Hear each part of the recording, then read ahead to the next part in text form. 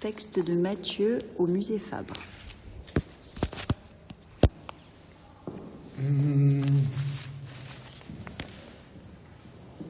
L'œuvre que j'avais choisi d'illustrer verbalement appartient déjà au passé. Je l'ai trouvé trop christique au premier regard et portait déjà à 1000 réflexions. Elle s'est réincorporée au présent quand je suis redescendu la voir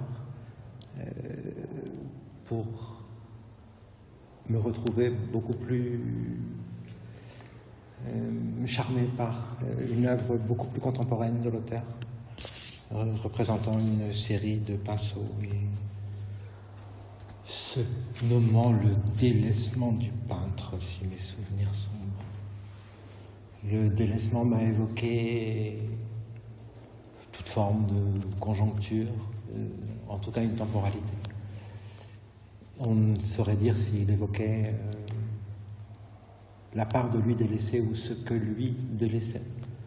Ce tableau m'a évoqué la vieillesse, voire une maladie qu'on ne saurait nommer.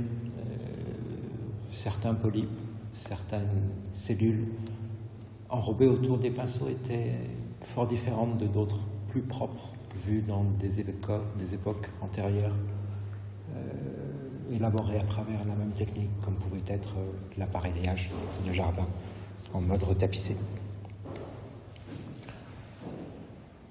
J'ai immédiatement ressenti comme un aspect presque catacombique, si tant est que ce mot existe, à voir toute cette série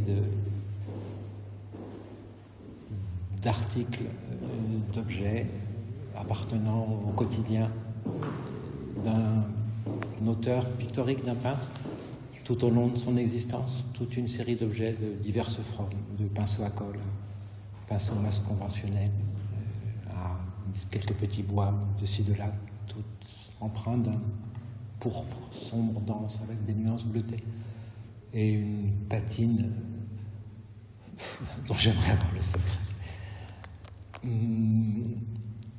Toute cette collection d'objets posés au sol, ordonnés dans une installation pour quelqu'un qui n'a pas l'air d'en faire souvent, oui, m'a évoqué un crépuscule avec ce qu'il contient de force du passé, et aussi la vanité en termes de vacuité, de ce en quoi le temps exerce sur nous une pression complètement égalitaire. C'est notre commun. Le travail effectué était assez énorme, comme dans toutes les œuvres, mais là j'ai trouvé aussi une sélection, comme si cette œuvre avait été travaillée longuement avant d'être réalisée. On ne saurait dire en la voyant quand elle a été commencée ni terminée. Elle avait forcément un début et une fin, et ne transparaît de cette œuvre en termes esthétiques rien de cette temporalité. On ne saurait croire ou savoir à quel moment elle a été commencée ni terminée. Ça pourrait être un sujet de recherche si le temps nous permet de regarder dans le futur comment elle était se passer.